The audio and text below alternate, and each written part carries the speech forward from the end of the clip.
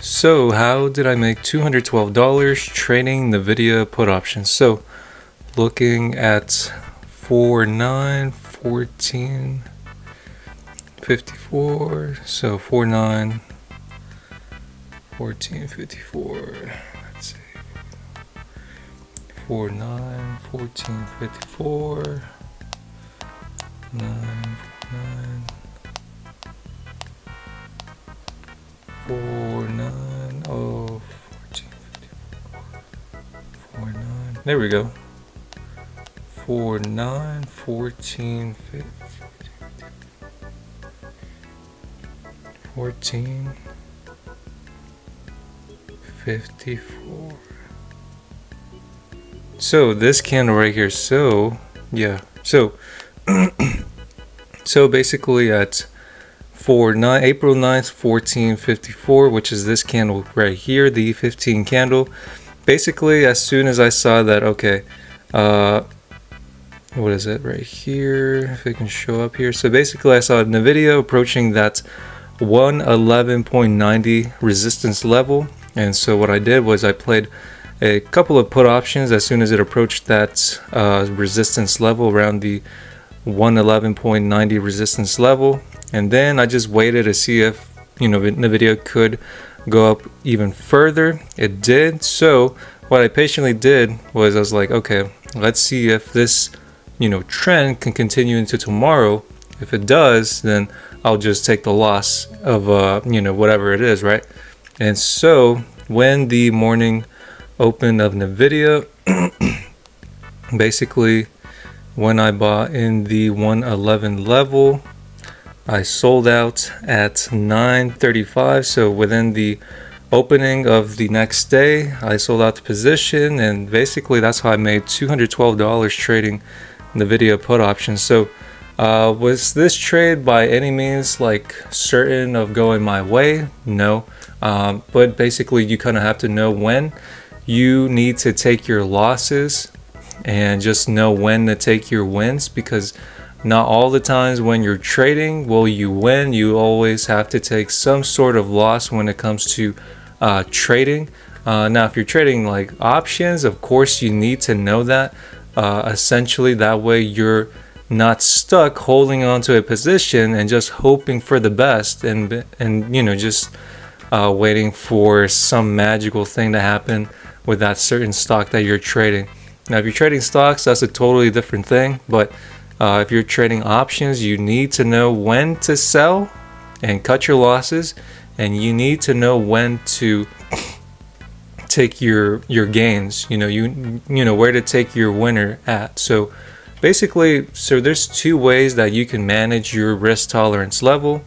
And step one, what I try to do is this is the first way, right? So basically what I try to do is where it says 12.18%, I basically try to mentalize the percentage gain that I'm trying to reach that day. So if I'm trying to reach a 5 or 10% gainer, I'm going to mentalize that in my head, knowing, okay, once the position is either up 5 or 10%, okay, sell out the position and move on to the next trade. And so another way that you can manage your risk tolerance level, right, is by observing the moving averages. So for example, I saw NVIDIA today, right, and I was like, okay, I could have played NVIDIA put options as soon as it approached the 180 or 200-day moving average, but I basically didn't want to play put options. The reason for that was because I was like, okay, it looks like the 9 and 20-day moving average just crossed over the 50-day moving average, and usually when that happens, that usually means that we will see a bullish trend pretty much for the whole day. And you can see that happen, that's basically what happened for NVIDIA today. Now I could have bought put options on NVIDIA as soon as it approached the 180 or 200-day moving average, waited for a rejection, and could have sold out the position for either a 5 or 10% gainer. But me being me, right, I'm a different, I guess, how do you say it?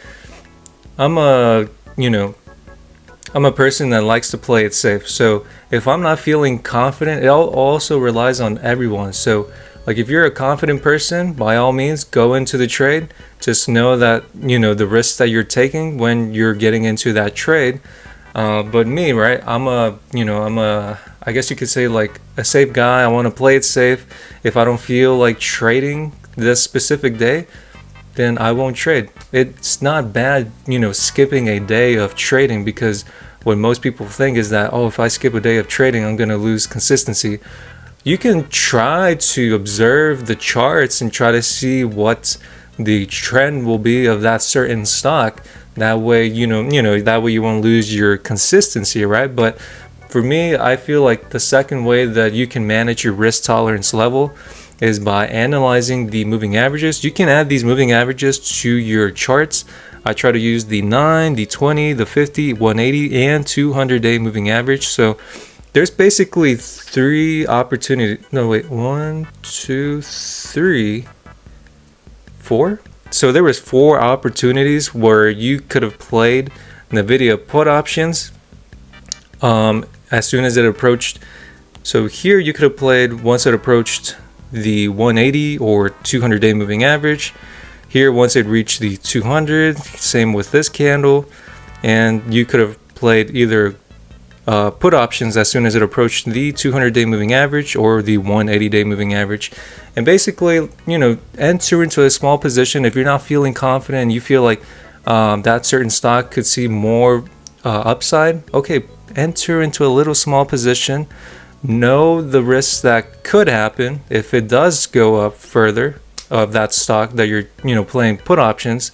And basically just know where to cut your losses. So for me, I try to mentalize, okay, if I played put options and for some reason it doesn't get rejected by the 180-day moving average and it just goes up further and further, okay, I'm gonna cut my losses once it either approaches my position being down 5% or 10%.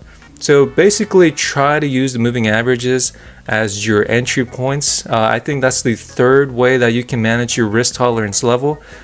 Basically try to use the moving averages.